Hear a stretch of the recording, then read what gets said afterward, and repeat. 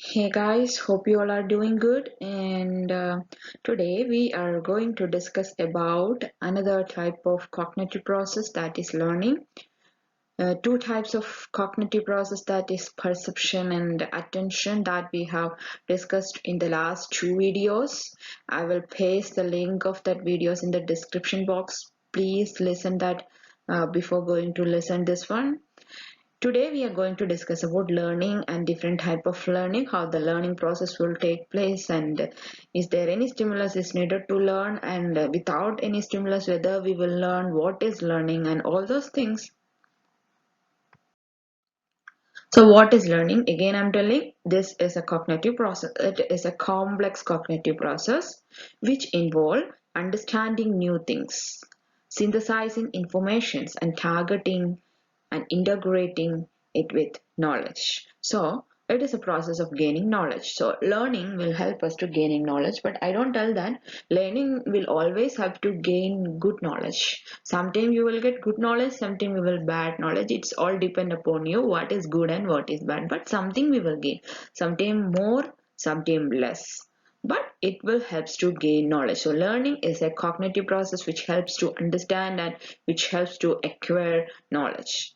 And learning is a long lasting change in a behavior of an individual as a result of any experiences in life. So I will tell you that experience will make you to learn the things. Experience will help to learn new things. When you experience something, definitely you will learn something. So learning is a part of experience. Then while coming to the nature of learning, what is learning and how the learning would be? Learning is a universal process. So learning is universal, means every living creature are learning irrespective of the separations and categorization. So learning is a universal process. Everything is learning, guys. Every living creatures, okay? Every living creatures, learning. Creatures or creatures are learning. Every moment, every second, they are learning, and there is no separation in that based on the caste, based on the custom, based on the categorizations, based on the separations. Irrespective of all these things, everything is learning. I mean, every living creatures are learning. And another nature of learning is learning taking place through experience. Already I've told you learning will take place through experience. Again telling you that that is the another nature of learning. Learning take place through experiences. Next thing is learning take place well from all part of your life, from your childhood, from your birth to your death. Every moment, every part of your learning, every part of your life is composed with or combined with consist of different kind of learning procedures. And another thing, learning will help to adjust and understand. Definitely, if you learn, you will understand how to adjust. If you learn, definitely you will understand how to, you can understand the thing. So learning automatically will happen. Sometimes some specific stimulus are needed to learn something. So whatever it is, learning will help to understand and adjust with the situations. So now we will see the types of learning. Among that, first one is classical conditioning. Classical conditioning, it is a type of learning and it is discovered by a Russian psychologist and his name is Ivan Pavlov. Classical conditioning is a learning process that occurs through association between an environmental stimulus and a naturally occurring stimulus. So, classical conditioning learning is telling that some stimulus will make us to learn new things, or with the help of some stimulus we can condition our behavior. So that is the meaning of classical conditioning. In the next slide, I will tell you how the classical conditioning is taking place, or how we will learn a new stimulus and how we can condition our behavior through classical conditioning. For that, Pavlov's famous dog experiment is an example. His dog experiment will help us to understand how this classical conditioning will take place in a a person or in an animal's behavior. So this is Ivan Pavlov's dog's experiment. So this is the famous experiment to learn how the conditioning is taking place to learn a behavior, how conditioning will change a behavior. So actually, accidentally he observed this thing from his dog. After that, he officially experimented these things to show the world how this classical conditioning is taking place. So in this picture, you can clearly see how the conditioning is taking place. In the first picture, you can see a dog and a plate of food. So I'm telling you that the first part is food. Food is considering as an unconditioned stimulus, and after seeing the food and smell of food and color of food, after smelling the food and after seeing the color of food, the dog started to salivate. So an unconditioned stimulus can create an unconditioned response. So whenever the dog is seeing the food, no, automatically smell after seeing the food, after smelling the food, he started to salivate. So in the next experiment, what he is trying to show us means without food, okay, instead of food, he kept a ringing bell in front of the dog. Then there is no salivation, there is no conditioned response he observed in the dog. Instead of food, he kept a ringing bell in front of the dog. Okay, and after hearing the sound or after listening the sound, the dog didn't salivate. So neutral stimulus cannot create any response. So in the next third experiment, what he did means he combined this and conditioned stimulus and neutral stimulus. That means food and ringing bell. So after combining this food and ringing bell, we got a response that is again salivation from the mouth of dog. So after combining this neutral stimulus and unconditioned stimulus, that means ringing bell and food, he kept the same thing many times in front of the dog, many times. So whenever he listened the sound of bell and food together, he started to salivate. I mean the dog started to salivate.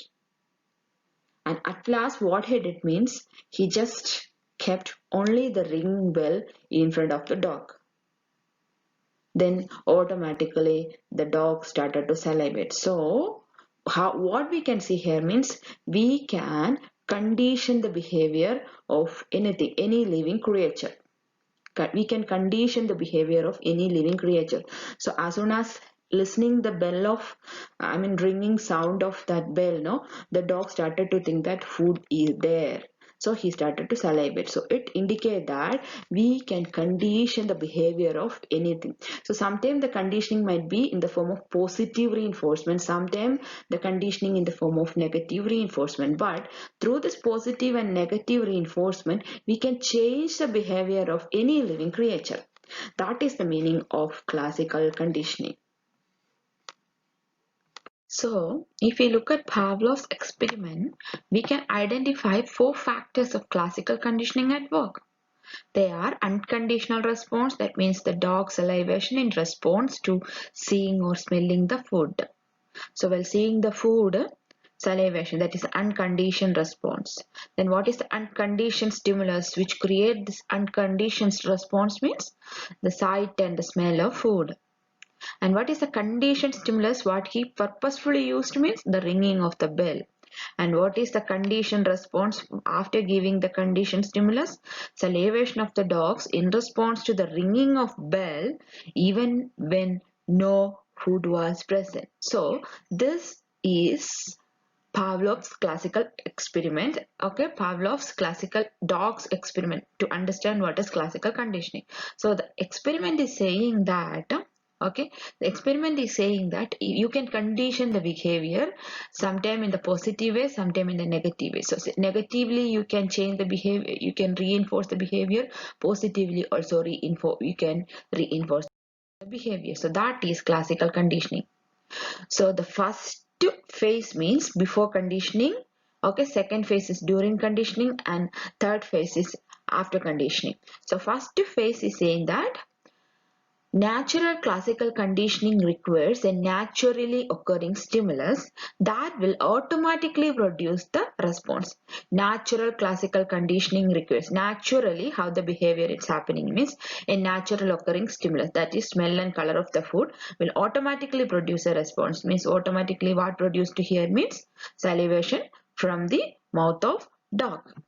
So that is before conditioning. So during conditioning means this phase involves pairing or comparing neutral stimulus. What is the neutral stimulus there? Ringing bell with unconditioned stimulus. What is the unconditioned stimulus there? Food. So gradually the neutral stimulus become the conditioned stimulus. So naturally the neutral becomes neutral stimulus. That means the ringing bell also acting as a conditioned stimulus to create a response from the dog. Then third means after conditioning what's happening means once the association has been made between the unconditioned stimulus, that is UCS, and the conditioned stimulus. Conditioned stimulus is ringing bell and conditioned stimulus means food. The conditioned stimulus alone will elicit, that means ringing bell alone will elicit the response without the unconditioned stimulus, without the food. So this response is known as conditioned response. So we have created a response here.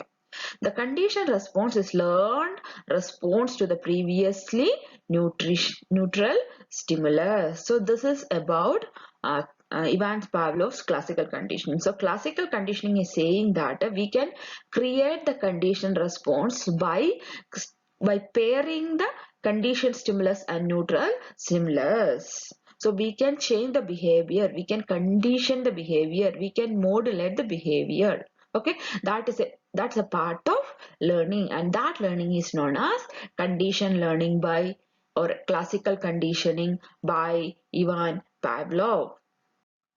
Next thing is operant conditioning. So that is the another type of learning. Edward L. Thortnick first studied the law of effect by placing a hungry cat inside a puzzle box. So Edward Thortnick studies are telling about this operant conditioning, how this operant conditioning is happening and how we are learning.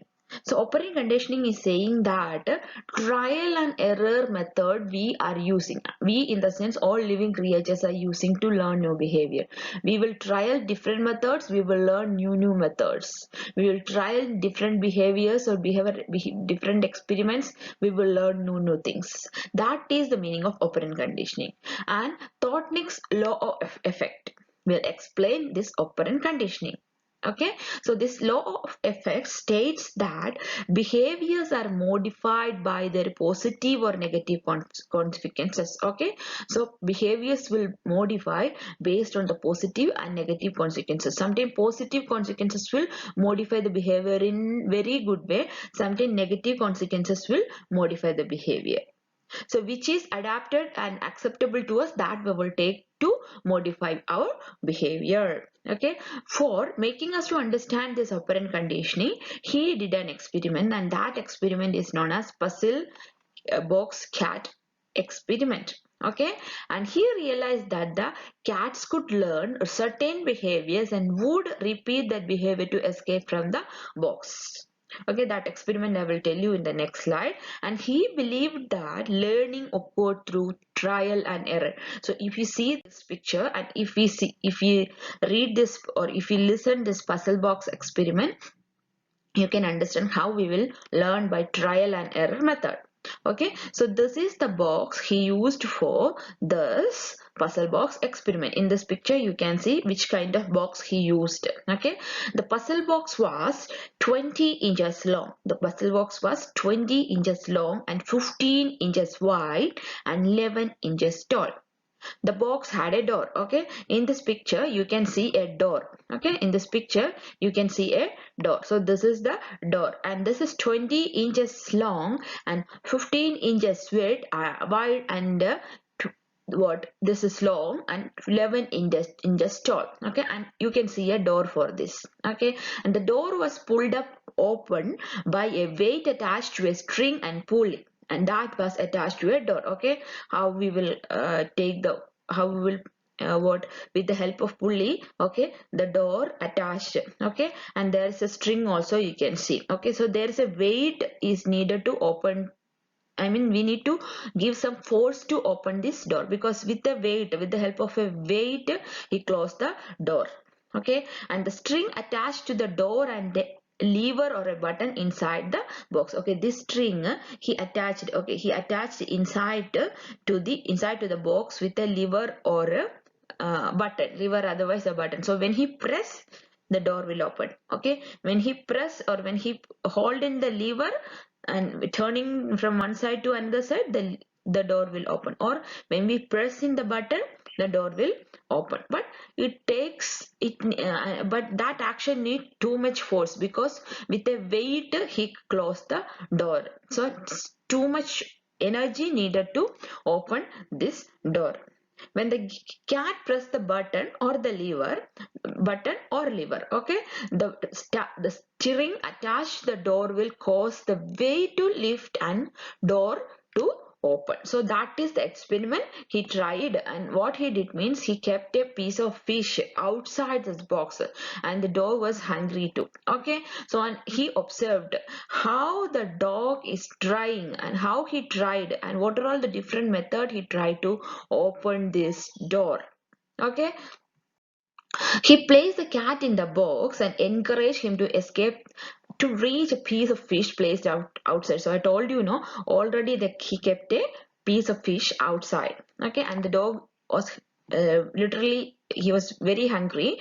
Okay, when he observed the cat's different trials to escape from the box to reach fish, at last the cat stumbled upon the lever and opened the cage. Okay, he tried many way. Okay, he tried in many way to open, because too much weight was there, and but at last the cat stumbled, okay, upon the lever and opened the cage. And again he put the cat inside the puzzle box and observed his different method of pressing the lever to escape. So first time the cat tried a method to open the door to to grab the piece of fish.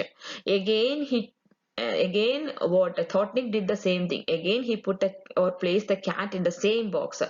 During that time, the next time, the cat tried different method to escape from the box. So every time we will do different trial to learn new things. Okay, that is the meaning of this experiment. So the cat adopted new behavior, that is quick at pressing the lever. First time he took lot of time to open the door. Second time the time reduced. Third time the time reduced, and at last he took very few minutes or very few seconds to press the lever to open the door. So we creatures, okay, living creatures are learning by trial and error method. So that is the meaning of Thorntonics operant conditioning. Okay, so the Edward Thorntonic explained a law based on his experiment, and that is known as law of effect, which means any behavior that is followed by experiences is likely to be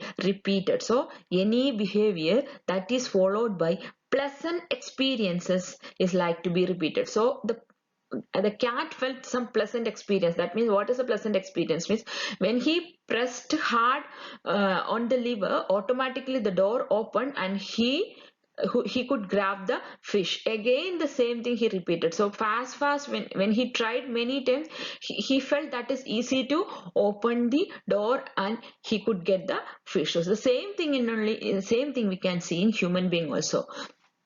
Any behavior in human being that is followed by pleasant happy experiences is likely to be repeated. So that is known as law of effect. So two things he explained under this operant conditioning. First thing is trial and error method. Second thing is law of effect. Trial and error method means we living creatures will do different trials to learn new things, and another thing which will produce pleasant experiences that we will repeat again and again. So this is about operant conditioning. Any behavior followed by unpleasant experience is likely to be stopped, and any behavior followed by pleasant experiences is likely to be repeated. So Thorndike believed that the cat focused on a behavior and that produced a desirable effect. And based on that behavior and his process of behavior, he created a graph, and that graph is known as learning curve. Learning curve. So first time the cat took lot of time to open the door. Okay. Second time the time which he took to open the door, no, that is reduced.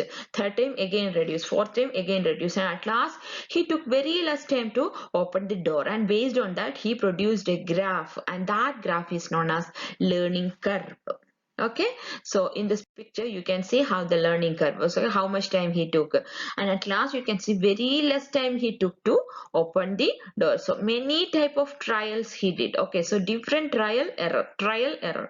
At last he took very less time to open the door. So then based on his observation he created this graph, and this is known as learning curve.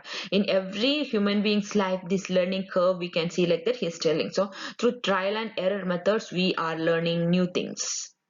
So that is operant conditioning. Next type of conditioning is, or next type of learning is latent learning. Latent learning. From the word itself we will get the meaning. Latent learning. Latent learning saying that without conditioning also the learning will take place. Okay, in the first experiment and second experiment he gave some conditioning. Okay, he gave some response. Okay, Pavlov and Thorndike gave some responses or stimulus to make the cat or make the dog to learn new things.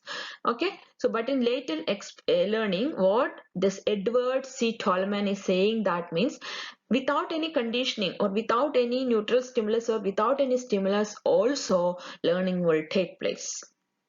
Edward C. Tolman first explained the theory of learning in 1930 with the help of his rat experiment. Okay, and it says that learning will take place even without immediate reward. Okay, learning will take place without reward also, without positive reinforcement, without negative reinforcement, without a neutral stimulus also learning will take place. And for example, I will tell you one thing, children can learn by watching the action of their parents, but suddenly they don't show this, but later in the life when they needed it they will show it. Okay, sometimes the children will will observe cooking along with mother. Okay, sometimes that learning experiences will not show suddenly in the life. Next day the child won't cook anything, but later in the life when we needed it, I mean when the particular child needed it, they will show it. So that is known as learning or latent learning. Learning based on observation, latent learning. As soon as observing the thing they don't show it, but it will get stick in their brain and later they will show it. That is known as latent learning. So Edward C. Tolman is saying that without conditioning, without stimulus also learning will take place. So latent learning is a type of learning of acquiring knowledge or skill that is not suddenly or immediately expressed. Maybe it appears later. You just think once, then you can understand how the latent learning will take place. Sometimes the baby will observe how the mother or the father is brushing. Okay, so morning they'll get up, they'll wash their face, they'll brush their teeth, right? So the baby will observe. Suddenly the next day the baby won't show that, but gradually by observing they'll start to do that. The same example again I will tell, cooking. Okay, so morning walk, okay, jogging. Suddenly the baby won't show that behavior, but gradually, when they grow up, okay, gradually latent time, okay, later when they needed it they will show it. So that is the meaning of latent learning. Suddenly or immediately they don't express the behavior, but maybe it will appear later, okay, when they needed it. Okay, that is known as latent learning. So that is another type of learning. Next thing is observational learning. From the word itself, again you will understand the meaning, observational learning. So after observing, if you are learning something, means that is known as observational learning. So observational learning, in observational learning, two things you can see. Sometimes what we observe, the same thing we will replicate. Sometime after observing, some modifications we will do in that and we will behave. So two things we can see in observational learning. One thing is replication of the same behavior. Sometimes some modifications will do and will behave in different way. So in observational learning, these two things we can see. So observational learning occurs from watching a behavior. Okay, and observational learning is particularly important during childhood. This latent learning, observational learning, and we can see in the childhood only. Albert Bandura, as a psychologist, first showed this observational learning in his famous Bobo doll experiment. Okay, he did an experiment to show us how this observational learning is happening, and he did this experiment in 1961, and the experiment name is Bobo doll experiment. Okay, Bobo doll means that is a air inflated balloon. Okay, in that air inflated balloon, he did this experiment. What is the experiment means? The experiment was, after seeing adults hit a doll, children were shown to have learned the aggressive behavior. After seeing adults hit a doll, children were shown to have learned the aggressive behavior. So based on the observational behavior, sometimes we will replicate the behavior or sometimes we will produce new behavior. So in this picture, you will clearly see what is Bobo. Okay, this is Bobo doll. Okay, this is an air inflated balloon. Okay, in this first picture, you can see an adult. He is playing with the balloon. See how he is doing. So he is hitting, he is stabbing. Okay, he is throwing the doll. So the baby or the children is observing this behavior. Okay, children, they boy here saying a girl, you can see it. The boy is observing, girl also observing, and how the boy is behaving, the behavior. See, he is doing the same thing. Okay, just replicating the behavior, but in this picture you see, okay, he, after observing, she started to show some aggressive behavior, like she started to beat the doll. Okay, she started to what, see, stab the doll. Okay, she started to throw it. So by observing the behavior, sometime we will replicate the same behavior and sometime we will produce a new behavior like aggressive or assertive behavior. Basically aggressive behavior only we will show after observation. So observational learning means from the observation, and from the childhood mainly we can see this observational learning. And Albert Bandura, the psychologist, he explained this behavior based on this Bobo doll experiment in 1964. Bobo doll means nothing but an air inflated balloon, a big balloon, that's it. Okay, so in this balloon, okay, he did this experiment. Okay, in the first session he did the experiment with adult, and the children, they observed what the adults doing. Okay, second picture, what you can see means how the adults are behaving. Something, same thing they are replicating. What the adult is doing, same thing only this boy is doing. But see, this girl, what she is doing, she observed this behavior in different way. She is presenting the behavior. That is known as observational behavior. So this is another kind of behavior. Next thing is insight learning. Insight learning means from the mind itself we will learn something. That is insight learning. Means with the help of cognitive process, learning will take place rather than through interaction with the outside world. So without any interaction to outside world also, we can learn new things. That is insight learning. Wolfgang Kohler, okay, he studied about this insight learning. His famous study on Sultan, the chimpanzee, in 1921. Okay, Sultan, that's the name of that chimpanzee. He argued that learning will take place through cognitive process, and in human, insight learning occurs when a problem appears. Okay, so animals or human, okay, whoever, okay, we will learn, okay, we will learn from the insight also. When a problem comes, we will learn something, we will learn, and some insight force will help us to learn something. That is insight learning, and there is no need of any outside stimulus and environmental stimulus to learn something. That is Kohler's insight learning's idea. Okay, insight means realizing a new behavior to solve a problem. So this is Sultan the chimpanzee experiment. In this picture you can see how the experiment is taking place. Sultan was in a cage and given a stick to him to pull a piece of fruit which close to the cage. So first Kohler, what he did means he kept the fruit nearer to the cage and gave a small stick. The chimpanzee, that means Sultan, used the stick to pick the fruit. Kohler didn't tell anything, he didn't teach anything. He learned himself that with the stick I can take the fruit. So he did it. He used the stick to pick the fruit. After he had learned to use the stick, Kohler moved the fruit little bit far from the cage or out of range of the stick. Then he gave a longer stick also. So along with the small stick, he gave one more stick. That is little bit long one. But first Sultan tried to reach the fruit with the small stick. He don't know. With that long stick, we can take the fruit easily. He don't know about that. So he used the same small stick and he tried with the small stick. He tried 2-3 times and he understood that I cannot take the fruit with this small stick. So eventually he took the long stick and started to use to reach the food. So it indicates that the chimpanzee was never conditioned to use the different stick. Am I right? Kohler didn't teach him anything that if you use the long stick, you can take the fruit. He didn't teach us. That means the chimpanzee or the sultan was never conditioned to use different stick. So we can see an inside learning in sultan behavior, and that is known as epiphany. The internal process that leads Sultan to use the stick in this way is the basic example of insight. Simple. That is insight learning. So we didn't give any conditioned stimulus. We didn't teach him anything. I mean, Kohler didn't teach him anything, but he used the long stick. He tried with small stick. He understood that it's not possible with a small stick. Again, what he did, he took the long stick and he grabbed the food. So it indicates that something without teaching, without any environmental influences, we will learn.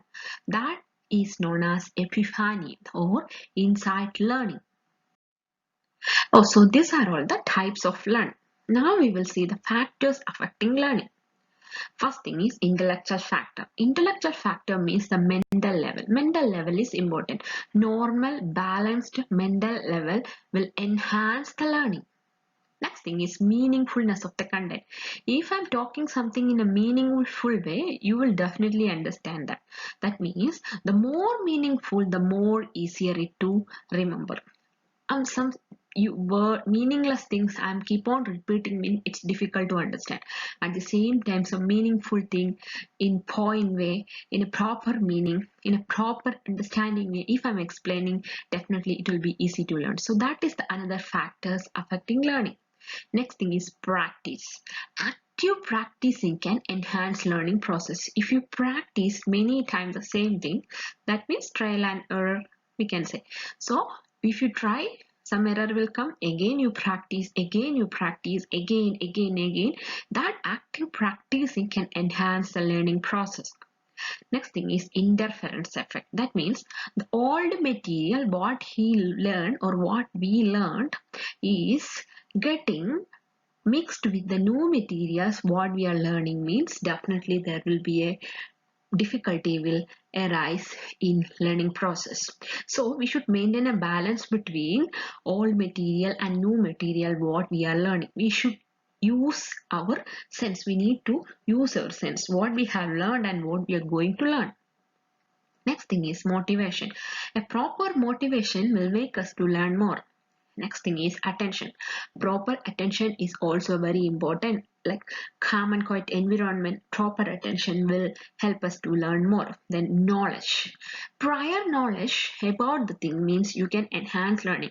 Before starting this session, I told you that we discussed about cognitive process, and these are all the type of cognitive process. So if you read the previous section, you will get some more understanding. Okay, we are discussing cognitive process.